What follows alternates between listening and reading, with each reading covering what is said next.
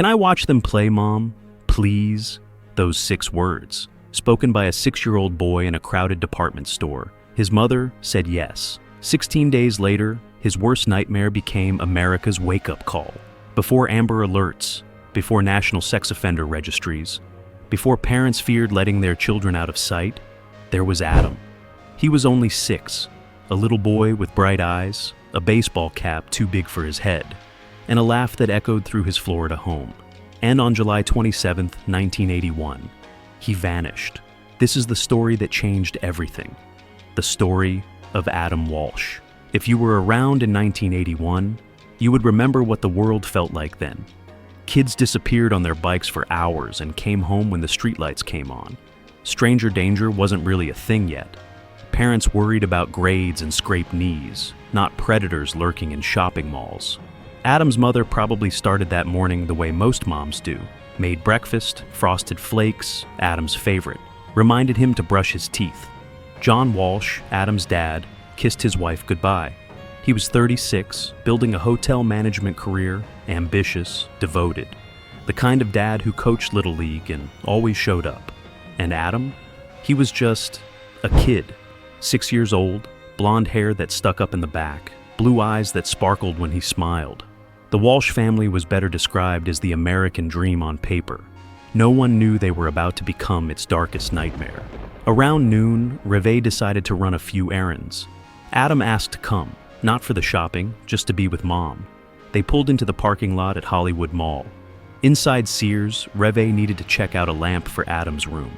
Adam spotted the video game section. Other boys were clustered around the Atari console.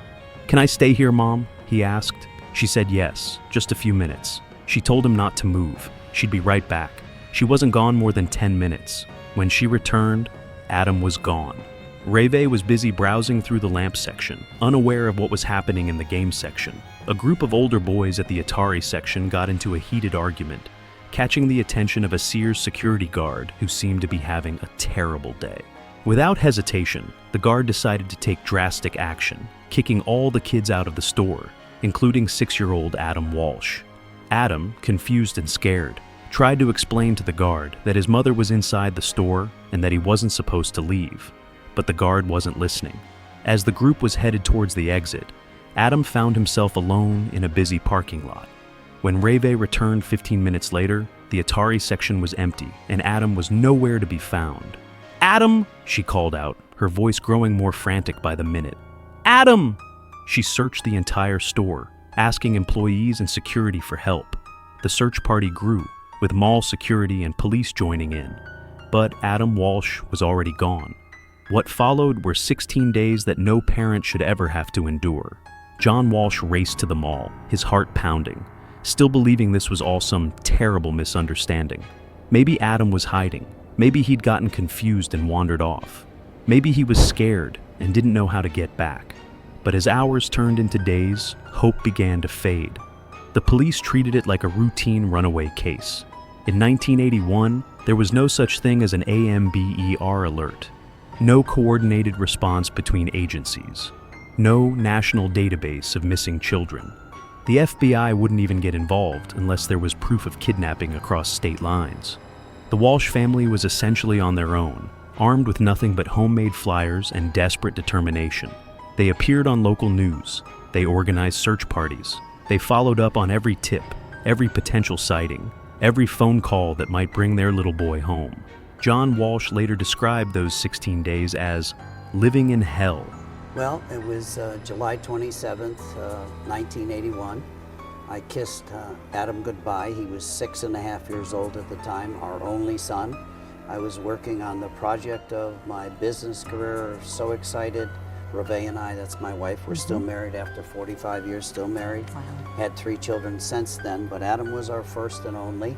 And we had the American dream. We had the beautiful home in Little Hollywood, Florida, near Fort Lauderdale. I had 3 business partners. We were building that $26 million hotel, and I was the happiest guy around.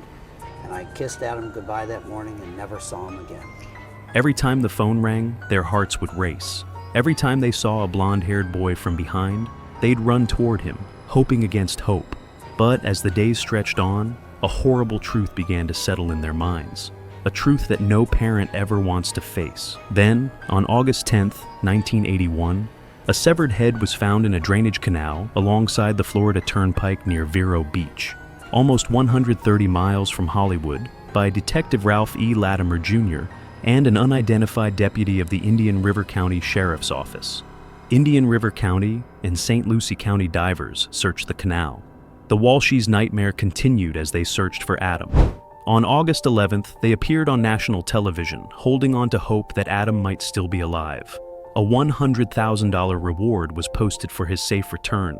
Tragically, the remains found in a canal were identified as Adam's. The coroner's report revealed that Adam died from asphyxiation, likely several days before his head was discovered. The rest of his body was never recovered. The investigation that followed was marred by controversy. The Walshes believed that the Hollywood Police Department mishandled the case. According to the police investigation, Adam was abducted by Otis Toole, a drifter who claimed to have lured Adam into his car with promises of toys and candy. Toole's confession included graphic details of the crime, but his involvement was complicated by inconsistencies in his statements and his relationship with serial killer Henry Lee Lucas. Despite seemingly accurate descriptions of the crime, Toole was never charged in Adam's case due to a lack of concrete evidence. But John and Reve Walsh made a decision that would honor their son's memory in ways they never could have imagined. Instead of retreating into their grief, they chose to fight for other children. John Walsh became a man obsessed with a mission, to make sure no other family would have to endure what his family had gone through. He began studying the problem of missing children in America, and discovered that there was no coordinated national response to missing children cases. Police departments didn't communicate with each other. There was no central database. Parents were largely on their own, just as the Walshes had been. Even more shocking, at the time, police kept better records of stolen cars than missing children. John Walsh testified before Congress, sharing his family's story and demanding action. His message was simple but powerful. If we can have a national computer system to find stolen cars, why can't we have one to find stolen children? And most of the people that helped me search that night were friends of mine and people that worked for me that came to my aid. There was no organized police search. There were no Amber Alerts. There was no National Center for Missing Exploited Children. The media sort of showed up, and the search took 2 weeks. About the 7th day, the media was over it, and I got great advice from the county coroner who told me, you know, we do not exchange information about unidentified dead. And I said, what are you talking about? He said, your son could be dead in a morgue somewhere. We do it in Florida by voluntary basis every 6 months by mail.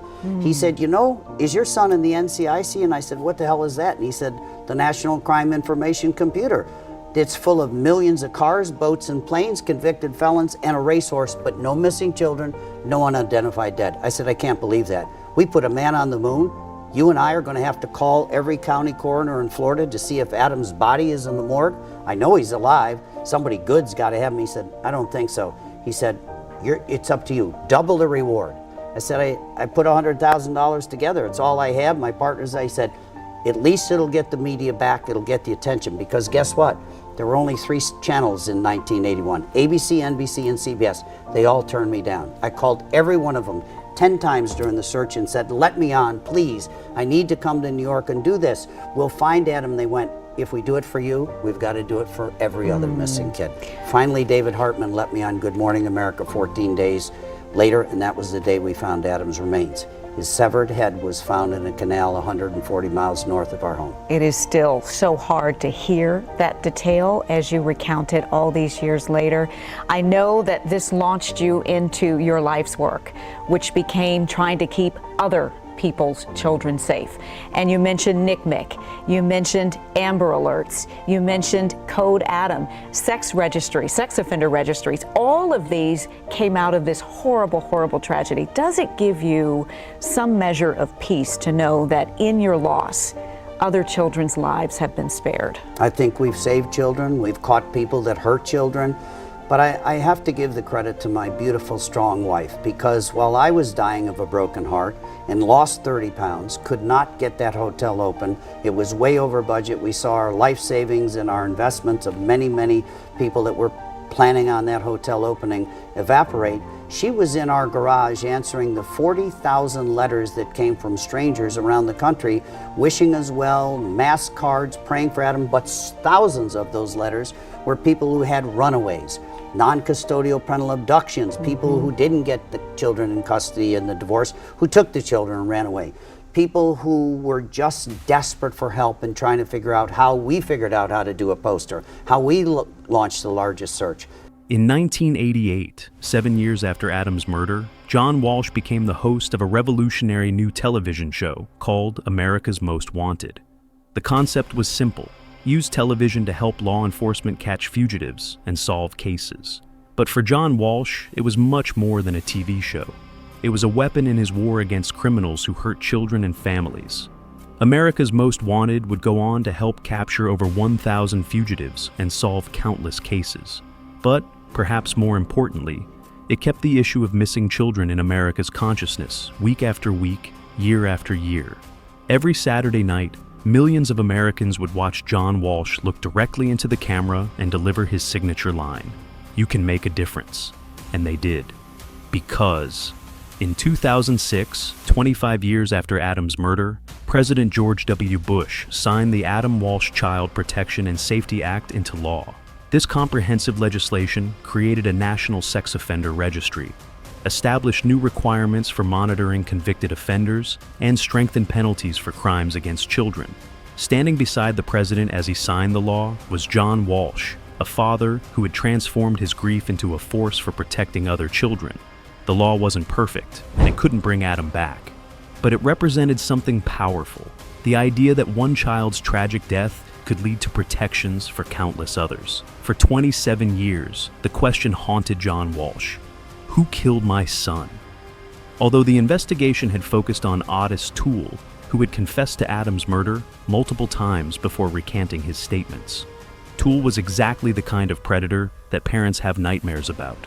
Transient, violent, completely without remorse. He'd confessed to hundreds of crimes, though investigators could never be sure which confessions were real and which were fantasies. But there were details in his confession about Adam's case that had never been made public, details that only the killer would know.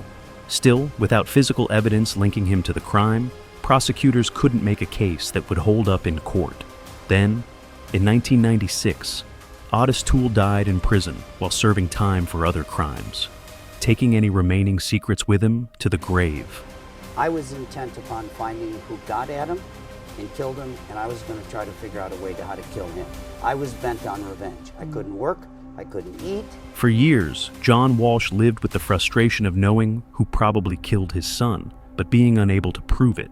Then, in 2008, something extraordinary happened. Beat Hollywood Police Chief Chad Wagner called a press conference. After reviewing evidence with new forensic techniques and reconstructing the entire case file, he made an announcement that brought 27 years of uncertainty to a close. The case of Adam Walsh is now closed. Otis Toole was responsible for this crime. For John Walsh, it was validation, but not relief. Nothing could bring Adam back. But finally, officially, the monster had a name. For 27 years, we've been asking, who could take a 6-year-old boy and murder him and decapitate him? Who? We needed to know.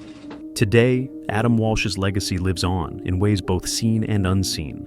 The Code Adam alert system, used in stores across America, stands as a testament to his memory.